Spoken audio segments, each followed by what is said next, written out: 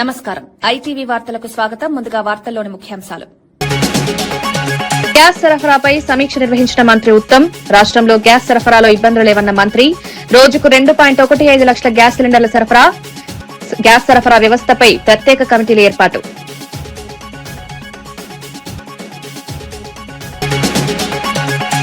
అభివృద్ధిని చూసి YCP తట్టుకోలేకపోతోందన్న TDP నేత శ్రీనివాస్ రెడ్డి. చంద్రబాబు నాయకత్వంలో రాష్ట్రం అభివృద్ది చెందుతోందన్న వ్యాఖ్య. జగన్ ఒప్పించేందుకు ఆరోపణలు చేస్తున్నారన్న విమర్శ. ప్రభుత్వ అభివృద్దిపై వైసీపీ తప్పుడు ప్రచారమన్న నేత.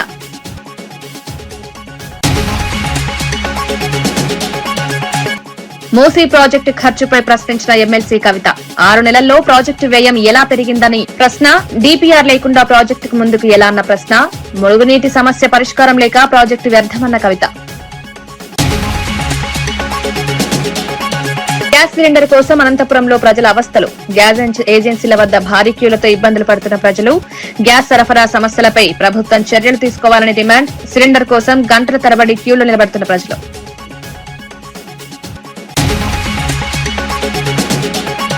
డ్రగ్స్ రహిత తెలంగాణ లక్ష్యమన్న టీపీసీసీ ప్రతినిధి చరణ్ కౌశిక్. డ్రగ్స్ మాఫియాపై ఉక్కుపాదం మోపుతున్న ప్రభుత్వం. డ్రగ్స్ నియంత్రణకు ప్రత్యేక ఈగల్ టీం ఏర్పాటు. యువత భవిష్యత్తు కోసం డ్రగ్స్ నిర్మూలన చర్యలు.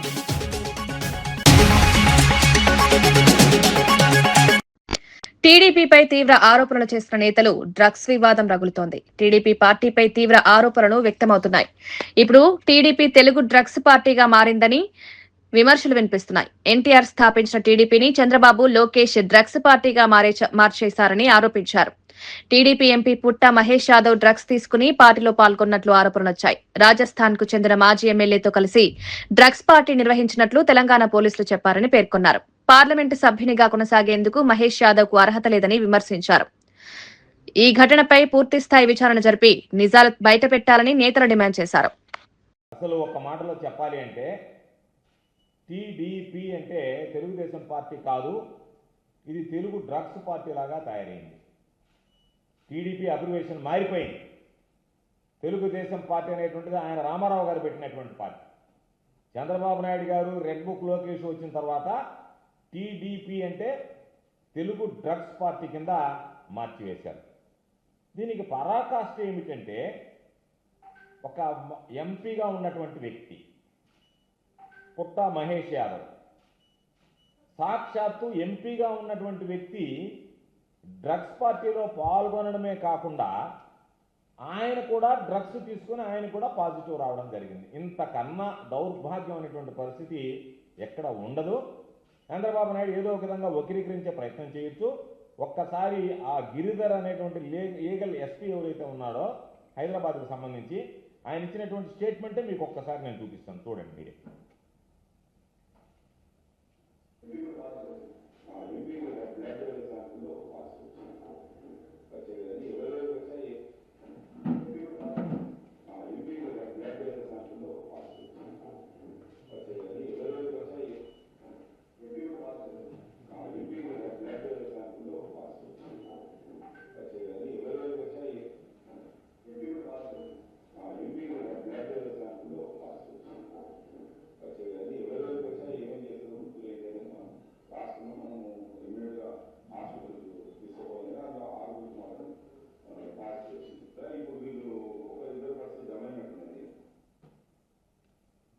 అదేవిధంగా అనేక ఛానల్స్ వాటికి సంబంధించి ఏ విధంగా ఇది వచ్చిందనేటువంటి దాని మీద ఎస్పీ చెప్పినటువంటి స్టేట్మెంట్స్ అంటే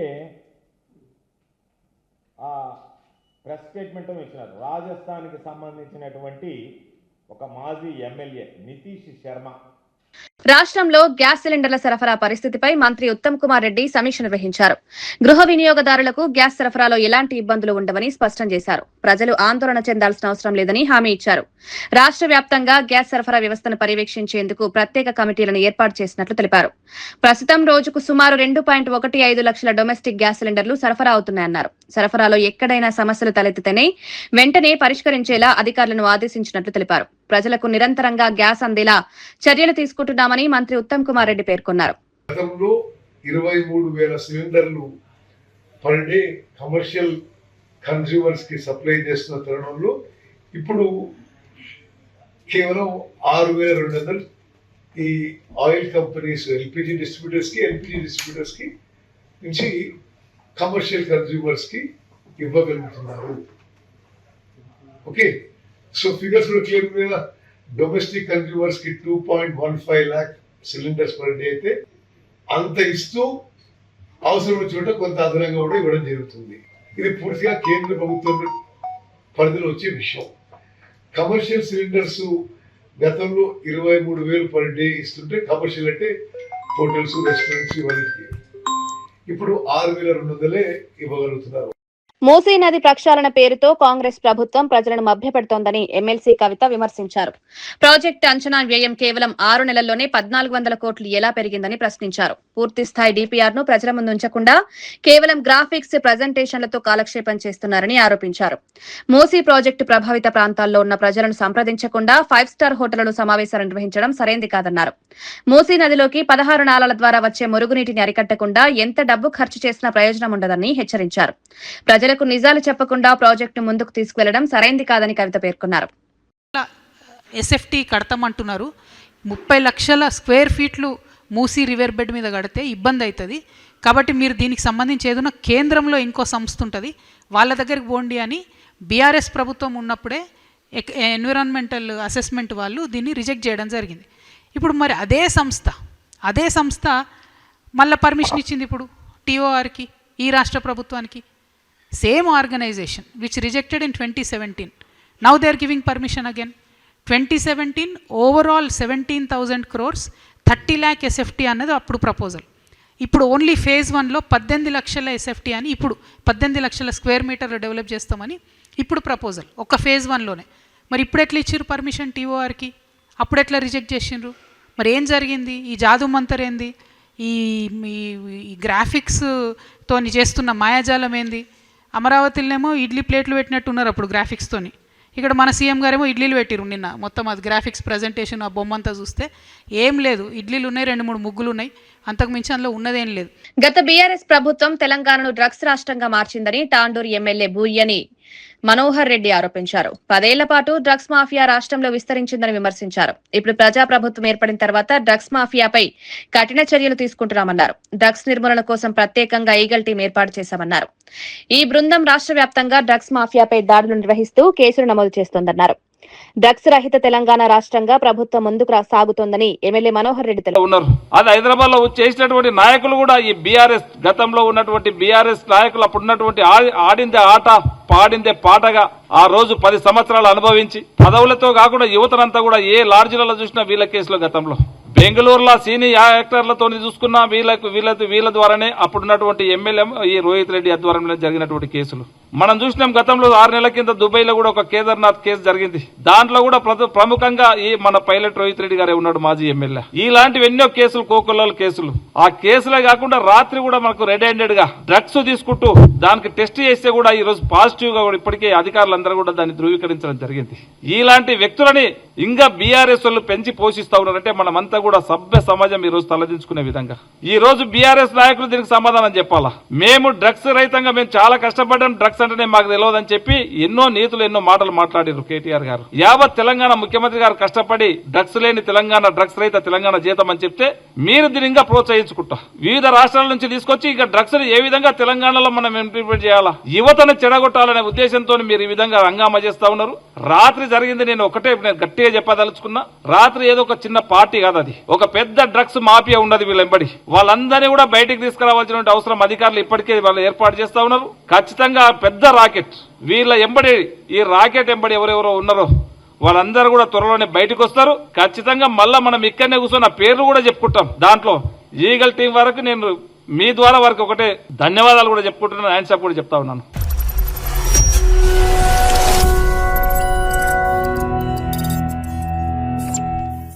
తెలంగాణలో ప్రజాప్రభుత్వం ఏర్పడిన తర్వాత మహిళా సంక్షేమానికి పెద్దపీట వేస్తున్నామని మానకొండూరు ఎమ్మెల్యే కవ్వంపల్లి సత్యనారాయణ తెలిపారు. మహిళల అభివృద్ధి కోసం ప్రభుత్వం అనేక సంక్షేమ పథకాలను అమలు చేస్తోందన్నారు. ఉచిత బస్సు ప్రయాణంతో మహిళలకు ప్రయాణ సౌకర్యం కల్పించామన్నారు. గృహజ్యోతి పథకం కింద 200 యూనిట్ల వరకు ఉచిత విద్యుత్ అందించి ప్రతి ఇంట్లో వెలుగులు నింపుతున్నామని పేర్కొన్నారు. మహిళా సాధికారతే ప్రభుత్వ లక్ష్యమని స్పష్టం చేశారు. ముఖ్యమంత్రి రేవంత్ రెడ్డి నాయకత్వంలో మహిళల అభివృద్ధి కోసం ప్రభుత్వం ముందుకు సాగుతోందని ఎమ్మెల్యే తెలిపారు. ఇవన్నీ కూడా మహిళలను ఉద్దేశించి మరి చేసినవే. మరి మహిళా సాధికారత కోసం 1 కోటి మంది మహిళలను కోటీశ్వరులు చేయాలని మన గౌరవ ముఖ్యమంత్రి రేవంత్ రెడ్డి గారు కలుస్తున్నటువంటి కలలను సాకారం చేయడానికి 3 సార్లు వడ్డీ లేని రుణాలను మన ప్రభుత్వం వచ్చిన తర్వాత చేయడం జరిగింది. గత ప్రభుత్వంలో ఏ ఒక్కసారి కూడా వడ్డీ లేని రుణాలను కానీ ఇవ్వనటువంటి ఆ ప్రభుత్వం. మరి కాబట్టి మా మహిళా సోదరి మనలందరూ కూడా దయచేసి మీ అందరికి విజ్ఞప్తి చేస్తా ఉన్నా, మనం చేసే ప్రతి కార్యక్రమము మారుమూల గ్రామంలో ఉన్నటువంటి మహిళ దగ్గరికి మనం చేసే కార్యక్రమాలు తీసుకెళ్ళాలి. ఎందుకనంటే చేసిన కార్యం తప్పకుండా చెప్తేనే తెలుస్తుంది, ఊరికే విన్నమా పోయినమా అని కాదు. మన ప్రభుత్వానికి గత ప్రభుత్వానికి ఉన్న తేడా అది. కాబట్టి మీరందరూ కూడా దయచేసి మహిళా సోదరి మనలందరూ తప్పకుండా ప్రతి పథకాన్ని మీరు మారుమూలలో ఉన్న ప్రజల దగ్గర తీసుకెళ్లాలి, మహిళా సోదరి మన దగ్గర తీసుకెళ్లాలని కోరుకుంటూ, మరి మా స్వర్ణక్కకి all the best and congratulations. Definitely she will do and take it to the peaks of the ఇది. కాబట్టి మీరందరూ కూడా తన కోఆపరేట్ చేసి ఆమె చేసే ప్రతి పనిలో సహకరించి మహిళా కాంగ్రెస్ ని బలోపేతం చేసి మహిళలందరినీ కూడా కాంగ్రెస్ వైపు ఉంచే విధంగా తను ప్రయత్నం చేయాలి. కాంగ్రెస్ పార్టీకి వెన్నుదన్నుగా మహిళలు ఉంటారు, మహిళల జనాభా పెరుగుతా ఉన్నది. కాబట్టి మీరు అనుకుంటే ఏమి తక్కువ కాదు, చేయలేనిది అసాధ్యమైనది కూడా లేదు. మీకు అందరికి తెలుసు, సునీతా విలియమ్స్ గురించి తెలుసు, అంతరిక్షాన్ని అధిరోహించిన. మూసీ ప్రక్షాళన అంశంపై బీఆర్ఎస్ వర్కింగ్ ప్రెసిడెంట్ కేటీఆర్ చేసిన వ్యాఖ్యలకు కాంగ్రెస్ ఎంపీ చామల కిరణ్ కుమార్ రెడ్డి గట్టి కౌంటర్ ఇచ్చారు. ముఖ్యమంత్రి రేవంత్ రెడ్డి సబర్మతి తరహాలో మూసీ నదిని అభివృద్ది చేయాలని లక్ష్యంగా పెట్టుకున్నారన్నారు. బీఆర్ఎస్ పాలనలో జరగని అభివృద్ది ఇప్పుడు జరుగుతుంటే కేటీఆర్ అసహ్యపడుతున్నారని విమర్శించారు. ప్రజలను తప్పుదోవ పట్టించేలా అబద్దపు ప్రజెంటేషన్లు చేయొద్దని హితవు పలికారు. మూసీ ప్రాజెక్టు ఖర్చుపై అసత్య ప్రచారం చేయడం మానుకోవాలని సూచించారు. ఈ ప్రాజెక్టు ద్వారా హైదరాబాద్ నగరానికి కొత్త రూపు రానుందని పేర్కొన్నారు. మూసీ నది ప్రక్షాళన కార్యక్రమాన్ని ఎందుకు అడ్డుకుంటున్నారని నల్లగొండ డీసీసీ అధ్యక్షుడు పున్నా కైలాష్ ప్రశ్నించారు. ముఖ్యమంత్రి రేవంత్ రెడ్డి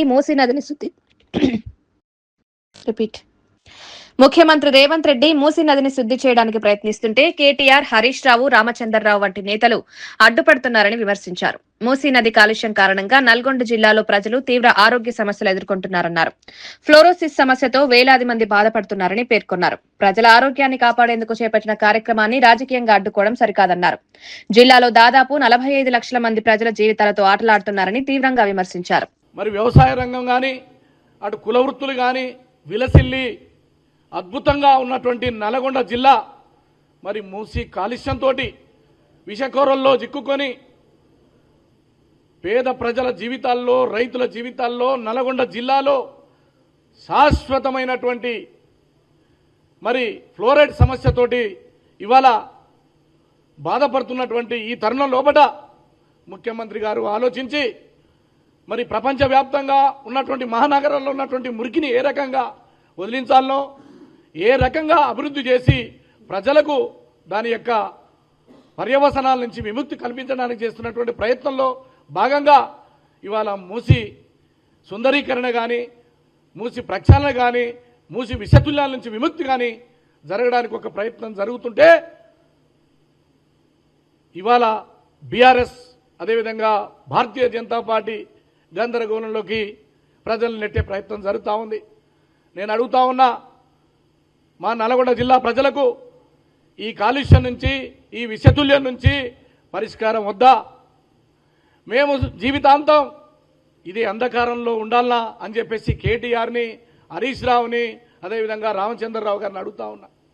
మేమేం పాపం చేసినాం? మేమెందుకు ద్వితీయ శ్రేణి పౌరులుగా ఉండాలి? 10 సంవత్సరాలు మీరు ఈ రాష్ట్రంలో అధికారంలో ఒలగబెట్టినామని చెప్పి లక్షల కోట్ల రూపాయలు మరి ప్రజాధనాన్ని వృధా చేసినారు. సైకిల్ ట్రాక్ల పేరుతోటి, బ్యూటిఫికేషన్ పేరుతోటి లూటిఫికేషన్ చేసినటువంటి దొంగల ముఠ బీఆర్ఎస్ పార్టీ. బీఆర్ఎస్ అంటేనే బ్రోకర్ల రాష్ట్ర సమితి. మీకు కమిషన్లు కావాలి, మీకు దోపిడీ జరగాలి. ఎందుకంటే 50 టీఎంసీలు కూడా విలువలేనటువంటి కాళేశ్వరాన్ని 1,50,000 కోట్ల తీసుకుపోవడం వెనుక మీ కుట్రలు కుతంత్రాలు ఉన్నాయి. అందుకోసమే మంచి చేస్తున్నటువంటి ముఖ్యమంత్రి గారి పట్ల కాంగ్రెస్ పార్టీ చేస్తున్నటువంటి ప్రజా ప్రయోజనాలను దృష్టిలో పెట్టుకొని మీకు పంచాయతీ ఎన్నికల్లో ఓడిపోయారు, మున్సిపాలిటీ ఎన్నికల్లో ఓడిపోయారు, రేపు మహానగరంలో గుండు సున్నా రాబోతుంది. కాబట్టి ఏ రకంగానైనా మేము దీన్ని విషప్రచారం చేసి అభివృద్ధిని అడ్డుకోవాలని చెప్పేసి కుట్రలు కుతంత్రాలు చేస్తూ ఉన్నారో మేము నల్గొండ జిల్లా ప్రజల పక్షాన కేటీఆర్ని సూటిగా అడుగుతున్నాం. అయ్యా, నీ అయ్య 10 సంవత్సరాలు ఈ రాష్ట్రానికి ముఖ్యమంత్రి అయిండు. మా నల్గొండ జిల్లా పేరు చెప్పి నువ్వు రాష్ట్రం అంతా ఓట్లు అడుగున్నావు. నీకు సిగ్గు లజ్జ లేదా అని అడుగుతా ఉన్నా. మా ప్రజలకు విముక్తి జరగొద్దా? మా కులవృత్తులకు, గౌడ సోదరులకు, చేనేతలకు, అదేవిధంగా కమ్మరి, కుమ్మరి, యాదవ సోదరులు, అదేవిధంగా దళిత సోదరులు ఆ మూసి పరివాహక ప్రాంతంలో పాడి పంటలతో కానీ కులవృత్తులు చేసుకున్నటువంటి మేము సర్వనాశనమయ్యి నానా ఇబ్బందులు పట్టి రకరకాల రోగాలతోటి మేము చచ్చిపోయే పరిస్థితి వచ్చింది. మీకు తెలియంది కాదు, దశాబ్దాలు. మూసీ ప్రక్షాళన అంశంపై బీఆర్ఎస్ వర్కింగ్ ప్రెసిడెంట్ కేటీఆర్ చేసిన వ్యాఖ్యలకు కాంగ్రెస్ ఎంపీ చామల కిరణ్ కుమార్ రెడ్డి గట్టి కౌంటర్ ఇచ్చారు. ముఖ్యమంత్రి రేవంత్ రెడ్డి సబర్మతి తరహాలో మూసీ నదిని అభివృద్ది చేయాలని లక్ష్యంగా పెట్టుకున్నారన్నారు. బీఆర్ఎస్ పాలనలో జరగని అభివృద్ది ఇప్పుడు జరుగుతుంటే కేటీఆర్ అసహ్యపడుతున్నారని విమర్శించారు. ప్రజలను తప్పుదోవ పట్టించేలా అబద్దపు ప్రజెంటేషన్లు చేయొద్దని హితవు పలికారు. మూసీ ప్రాజెక్టు ఖర్చుపై అసత్య ప్రచారం చేయడం మానుకోవాలని సూచించారు. ఈ ప్రాజెక్టు ద్వారా హైదరాబాద్ నగరానికి కొత్త రూపు రానుందని పేర్కొన్నారు.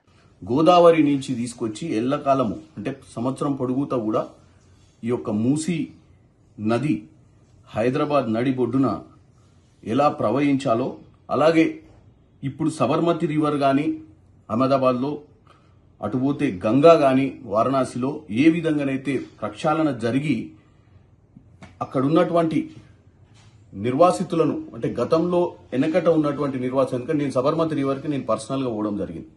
సబర్మతి రివర్ మీద 21 కిలోమీటర్ల టోటల్ ఫేజ్ 1 మీద 10,000 కుటుంబాలను తరలించారు అక్కడి నుంచి. ఎందుకంటే వాళ్ళందరూ కూడా అక్కడ ఎంక్రోచ్ చేయరు గత కొన్నేళ్ల నుంచి. దాన్ని ప్రక్షాళన చేయాలన్నప్పుడు ఒరిజినల్ ఏదైతే రివర్ మొదటి నుంచి ఉన్నటువంటి రివర్ ఏ విధంగానైతే పారుతో ఆ విధంగా ఎంత బఫర్ ఉందో, ఎంత విస్తీర్ణం ఉందో అంత విస్తీర్ణం చేయడం వల్లనే అది సాధ్యమైంది. ఆ సమయంలో మోడీ గారు ముఖ్యమంత్రిగా ఉన్నారు. ఈ రోజు వర్కింగ్ ప్రెసిడెంట్ గా ఉన్నటువంటి హిమ్మత్ సింగ్ పటేల్ గారు ఆ రోజు మేయర్ గా ఉన్నారు కాంగ్రెస్ పార్టీ నుంచి. కానీ కాంగ్రెస్, బీజేపీ అందరు కలిసి కూడా అక్కడ ఉన్నటువంటి నిర్వాసితులను అర్థం చేసుకునే విధంగా చెప్పి వాళ్ళను సరైన ప్రాంతాలకు తరలించి అక్కడ వాళ్లకు కుటుంబ వసతులు, వాళ్ళకు అన్ని వసతులు కల్పించారు. ఒక డెవలప్మెంట్ జరగాలంటే పార్టీలకు అతీతంగా మనం ముందుకొచ్చి పనిచేయాలి. ఈ రోజు హైదరాబాద్ నగరాన్ని అభివృద్ధి చేసుకుంటూ హైదరాబాద్ లో ఉన్నటువంటి ఆర్థిక వ్యవస్థను పటిష్టం చేయడానికే ఈ మూసీ నదిలో ఈస్ట్ వెస్ట్ కారిడార్ ని కూడా బిల్డప్ చేయాలని రేవంత్ రెడ్డి గారు ఆలోచిస్తారు. మరి కేటీఆర్ గారు ఈరోజు ఎందుకంత అక్కసో నాకు అర్థం కావట్లేదు. 24 గంటలు కాకముందే ఆయన కూడా ఒక పవర్ పాయింట్ ప్రజెంటేషన్ పెట్టి వాస్తవాలకు సంబంధం లేకుండా కేవలం రేవంత్ రెడ్డి గారి ప్రజాపాలన దూషించడానికి, లేకపోతే రేవంత్ రెడ్డి గారు ఈరోజు వాళ్ళ హయాంలో జరగని మూసి పునర్జీవం ఈ కాంగ్రెస్ ప్రభుత్వంలో మొదలై స్టార్ట్ అయి కంప్లీట్ అయినా సగం దాకా పోయినా ఈ 2-3 ఏళ్లలో ఫేజ్ 1 కంప్లీట్ అయినా మంచి పేరు వస్తుందన్న భయం ఒకటే కనపడుతుంది. మీరు మింగడానికి మెతుకు లేదు, మీసాలకు సంపంగి నూనె రాసుకుంటారని చెప్పి ఏదో సామెత చెప్తున్నాడు. నాకు తెలుసు మీరు మంచి వాక్చాతుర్యం ఉందని పొడుగు సామెతలు చెప్పి ప్రజల్ని తప్పుదోవ పట్టిస్తారని. అసలు మింగడానికి మెతుకు లేదని చెప్పడానికి సిగ్గు లేదా నీకు? మీ చేతుల మిగులు రాష్ట్రం అంటే ఒక మిగులు రాష్ట్రం. తెలంగాణలో డ్రగ్స్ సంస్కృతి పెరగడానికి బీఆర్ఎస్ వర్కింగ్ ప్రెసిడెంట్ కేటీఆర్ కారణమని పీసీసీ అధికార ప్రతినిధి గౌరీ సతీష్ ఆరోపించారు. రాష్ట్రంలో డ్రగ్స్ వ్యవహారం గత 10 ఏళ్లలో విస్తరించిందని విమర్శించారు. మొయినాబాద్ ప్రాంతంలో అమాయక ఎమ్మెల్యేలు, మాజీ ప్రజాప్రతినిధులను డ్రగ్స్ వైపు ప్రోత్సహించారని కేటీఆర్ పై తీవ్ర వ్యాఖ్యలు చేశారు. డ్రగ్స్ వ్యవహారం సమాజానికి పెద్ద ప్రమాదంగా మారిందని పేర్కొన్నారు. యువతను తప్పుదారి పట్టించే చర్యలను ప్రభుత్వం కఠినంగా అరికడుతుందన్నారు. ముఖ్యమంత్రి రేవంత్ రెడ్డి డ్రగ్స్ మాఫియాపై కఠిన చర్యలు తీసుకుంటామన్నారు. కేటీఆర్ తన వైఖరిని మార్చుకుని సమాజానికి మంచి చేసేలా వ్యవహరించాలని గౌరీ సతీష్ హెచ్చరించారు. నిలిచిపోతున్నటువంటి కేటీఆర్ గారు, బీఆర్ఎస్ పార్టీ నాయకులు దయచేసి ఆలోచన చేయాలి. ఇలాంటి చర్యలకు పాల్పడితే వారి వారి జీవితాలే నాశనం అయ్యే అవకాశం ఉంటుంది. కాబట్టి ఇప్పటికైనా ఈ సమాజానికి వారు చేస్తున్నటువంటి డ్రగ్స్ కల్చర్ ఏదైతుందో దాన్ని నిలుపుకోవాలని చెప్పి కాంగ్రెస్ పార్టీ పక్షాన మొయినాబాద్ వాసిగా వారికి హెచ్చరిస్తా ఉన్నాం. తెలంగాణను డ్రగ్స్ రహిత రాష్ట్రంగా మార్చడం ప్రభుత్వ ప్రధాన లక్ష్యమని టీపీసీసీ అధికార ప్రతినిధి చరణ్ కౌశిక్ యాదవ్ తెలిపారు. ముఖ్యమంత్రి రేవంత్ రెడ్డి డ్రగ్స్ మాఫియాపై ఉక్కుపాదం మోపుతున్నారని పేర్కొన్నారు. డ్రగ్స్ నియంత్రణ కోసం ప్రత్యేకంగా ఈగల్ టీం ఏర్పాటు చేసినట్లు చెప్పారు. నార్కోటిక్స్ బ్యూరోను బలోపేతం చేయడానికి ప్రభుత్వం 50 కోట్ల నిధులు కేటాయించిందన్నారు. డ్రగ్స్ కేసుల్లో పెద్ద ఎత్తున అరెస్టులు చేసి కఠిన చర్యలు తీసుకుంటామన్నారు. చట్టం ముందు అందరూ సమానమేనని స్పష్టం చేశారు. యువత భవిష్యత్తును కాపాడేందుకు డ్రగ్స్ వ్యతిరేకంగా కఠిన చర్యలు కొనసాగుతాయని చరణ్ కౌశిక్ తెలిపారు. ఈగల్ టీము మెరుపు దాడి చేసింది. ఈ మెరుపు దాడిలో 11 మంది మీద కేసు అయింది. అందులో 6 మంది డ్రగ్స్ తీసుకున్నట్టుగా చాలా స్పష్టంగా నిర్ధారణ అయింది. అందులో పైలట్ రోహిత్ రెడ్డి గారు, వారి తమ్ముడు, అదే కాకుండా రాజస్థాన్ సంబంధించినటువంటి ఒక మాజీ ఎమ్మెల్యే, ప్రెజెంట్ టీడీపీ సంబంధించినటువంటి పుట్ట మహేష్ యాదవ్ గారు ఉన్నట్టుగా చాలా స్పష్టంగా పోలీసు వాళ్ళు గుర్తించారు. ఎట్టి పరిస్థితుల్లో తెలంగాణ రాష్ట్రంలో కాంగ్రెస్ ప్రభుత్వం రేవంత్ రెడ్డి గారి నాయకత్వంలో డ్రగ్స్ నిర్మూలించే ప్రయత్నంలో కాంగ్రెస్ ప్రభుత్వం ముందుకు పోతోంది. దానిలో భాగంగానే ప్రత్యేకమైనటువంటి నార్కోటిక్ డిపార్ట్మెంట్ ఏర్పాటు చేసుకుని తెలంగాణ రాష్ట్రంలో కాంగ్రెస్ ప్రభుత్వం ముందుకు పోతా ఉంది. అదే కాకుండా దానికి సంబంధించినటువంటి జీరో టాలరెన్స్ విధానాన్ని అనుసరిస్తూ elite action group for drugs law అని చెప్పేసి ఏర్పాటు చేసుకుని తెలంగాణ రాష్ట్రంలో కాంగ్రెస్ ప్రభుత్వం ముందుకు పోతా ఉంది. ఇప్పటికే 7 రీజనల్ గా నార్కోటిక్స్ కంట్రోల్ సెల్స్ ని ఏర్పాటు చేసుకున్నారు. అదే కాకుండా నార్కోటిక్స్ పోలీస్ స్టేషన్లు కూడా 4 ఏర్పాటు చేసుకున్నారు. అదే కాకుండా ఆస్తుల జప్తు కూడా ఇప్పటివరకు 55 కోట్ల 80 లక్షల రూపాయలు జప్తు చేశారు. డ్రగ్స్ సోదర్స్ కూడా తెలంగాణ రాష్ట్రం ఏర్పాటు చేసుకుని కళాశాలలో కావచ్చు, అదేవిధంగా స్కూళ్లలో ఉపాధ్యాయులకు, అదే కాకుండా స్కూల్ పిల్లలకు, అదే కాక అవేర్నెస్ తీసుకొచ్చే ప్రయత్నంలో ప్రభుత్వం ముందుకు పోతా ఉంది. సాంకేతిక వినియోగం, సాంకేతిక పరిజ్ఞానాన్ని ఉపయోగించుకుంటూ ఎవరైతే డ్రగ్స్ తీసుకుంటున్నారో వాళ్ళు గుర్తించే ప్రయత్నం కూడా ప్రభుత్వం చేస్తా ఉంది. అదే కాకుండా మిత్రలను కూడా సాంకేతిక పరిజ్ఞానం ఉపయోగించుకుంటూనే మిత్రుల ద్వారా ఎవరు డ్రగ్స్ తీసుకుంటా ఉన్నారు వారికి అవేర్నెస్ కల్పించే ప్రయత్నం కూడా రాష్ట్ర ప్రభుత్వం చేస్తా ఉంది. అదే కాకుండా తెలంగాణ యాంటీ నార్కోటిక్స్ బ్యూరోను కూడా తెలంగాణ రాష్ట్రం ఏర్పాటు చేసుకుని 50 కోట్ల రూపాయలు కూడా ప్రత్యేకంగా రాష్ట్ర ప్రభుత్వం పైసలు కూడా శాంక్షన్ చేసిన పరిస్థితి మనం చూస్తా ఉన్నాం. అదే కాకుండా అనంతపురం జిల్లా కళ్యాణదుర్గంలో గ్యాస్ సిలిండర్ కోసం ప్రజలు తీవ్ర ఇబ్బందులు పడుతున్నారు. ఏజెన్సీల వద్ద పెద్ద ఎత్తున క్యూలు కనిపిస్తున్నాయి. గ్యాస్ హెల్ప్ లైన్ నెంబర్ పనిచేయడం లేదని ప్రజలు ఆందోళన వ్యక్తం చేస్తున్నారు. అమెరికా, ఇజ్రాయెల్, ఇరాన్ దేశాల మధ్య జరుగుతున్న యుద్ధ ఉద్రిక్తతల కారణంగా గ్యాస్ సంక్షోభం ఏర్పడిందని చెప్తున్నారు. ఈ ప్రభావం భారతదేశంలోని పలు రాష్ట్రాలు, మండలాలు, గ్రామాలకు కూడా చేరింది. ప్రభుత్వం వెంటనే చర్యలు తీసుకుని గ్యాస్ సరఫరా సక్రమంగా జరిగేలా చూడాలని ప్రజలు డిమాండ్ చేస్తున్నారు.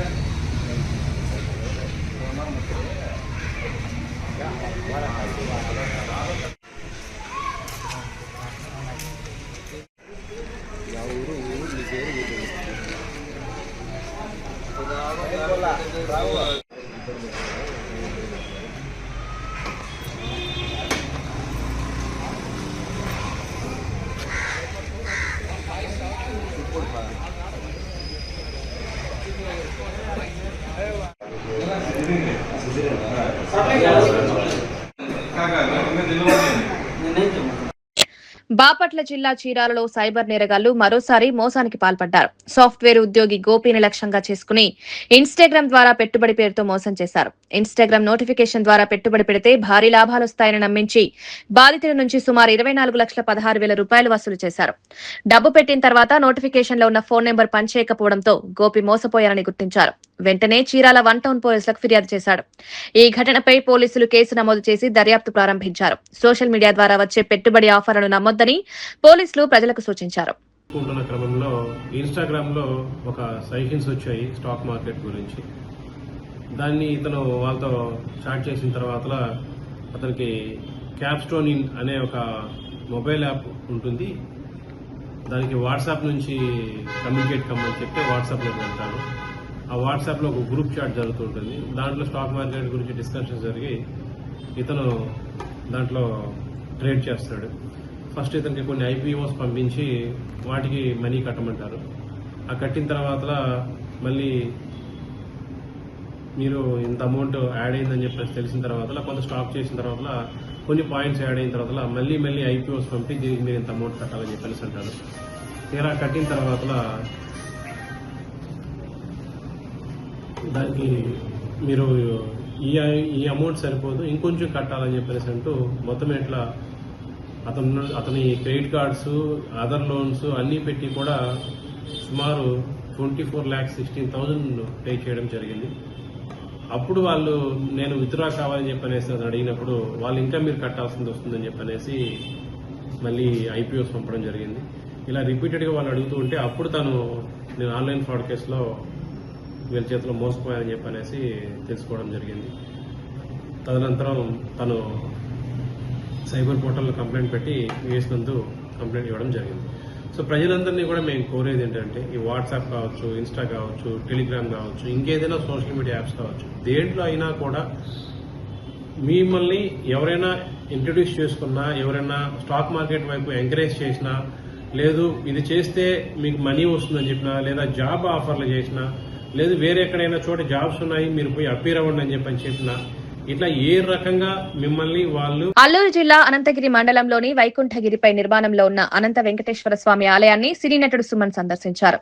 గత 6 సంవత్సరాలుగా కొనసాగుతున్న ఆలయ అభివృద్ది పనులను ఆయన స్వయంగా పరిశీలించారు. ఆలయ నిర్మాణం, భవిష్యత్ అభివృద్ది ప్రణాళికపై నిర్వాహకులను అడిగి తెలుసుకున్నారు. ప్రకృతి ఒడిలో ఉన్న ఈ ఆలయం భవిష్యత్తులో ప్రముఖ ఆధ్యాత్మిక కేంద్రంగా అభివృద్ది చెందుతుందని నిర్వాహకులు తెలిపారు. ఈ సందర్భంగా హీరో సుమన్ ను చూసేందుకు స్థానికులు, అభిమానులు పెద్ద ఎత్తున తరలివచ్చారు. భక్తులతో కలిసి ఆలయంలో ప్రత్యేక పూజలు నిర్వహించారు. ఈ ఆలయం అభివృద్ది చెందాలని ఆకాంక్షిస్తూ సుమన్ ఆశీస్సులు అందించారు. ఇందులో ముఖ్యంగా ఈ ఏరియాలో చేయడం నిజంగా సాగర్ గారికి మరి హ్యాట్స్ ఆఫ్ చెప్పాలి. తప్పకుండా ఇక్కడ ఏంటంటే శక్తి ఉండబట్టే ఇక్కడ ఏంటంటే ఈ గుడి ఇక్కడ నిర్మాణం చేయడం జరిగింది. భగవంతుడి ఆశీర్వాదం తప్పకుండా ప్రతి ఒక్కరి మీద ఉంటుంది. ఇందాక కూడా చెప్పాను, అన్ని విధాల ప్రజల కష్టాలు దూరం అయిపోయి, కష్టాలు ఉంటే కూడా ఏ విధంగా ఆ దారిని దాటుకొని వెళ్ళాలని కూడా భగవంతుడు చూపిస్తాడు. నాకు నమ్మకం ఉంది. అందరికీ మంచి జరుగుతాయి అని నేను చెప్తున్నాను. మంచి జరగాలని కూడా నేను దేవుడు. వార్తలు ముగించే ముందు ముఖ్యాంశాలు మరోసారి. గ్యాస్ సరఫరాపై సమీక్ష నిర్వహించిన మంత్రి ఉత్తమ్. రాష్ట్రంలో గ్యాస్ సరఫరాలో ఇబ్బందులు లేవన్న మంత్రి. రోజుకు 2.15 లక్షల గ్యాస్ సిలిండర్ల సరఫరా. గ్యాస్ సరఫరా వ్యవస్థపై ప్రత్యేక కమిటీలు ఏర్పాటు.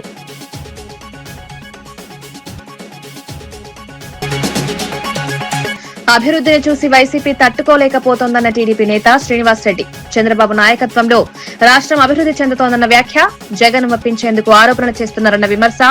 ప్రభుత్వ అభివృద్దిపై వైసీపీ తప్పుడు ప్రచారమన్న నేత.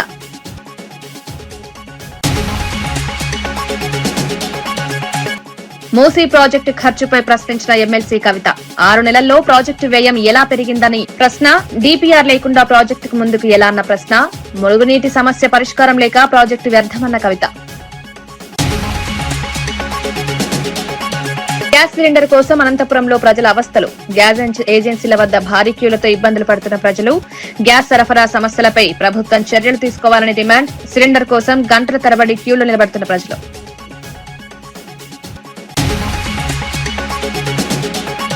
డ్రగ్స్ రహిత తెలంగాణ లక్ష్యమన్న టీపీసీసీ ప్రతినిధి చరణ్ కౌశిక్. డ్రగ్స్ మాఫియాపై ఉక్కుపాదం మోపుతున్న ప్రభుత్వం. డ్రగ్స్ నియంత్రణకు ప్రత్యేక ఈగల్ టీం ఏర్పాటు. యువత భవిష్యత్తు కోసం డ్రగ్స్ నిర్మూలన చర్యలు. ఇవి ఈనాటి వార్తా విశేషాలు. మరో బులెటిన్లో మళ్లీ కలుద్దాం. నమస్కారం.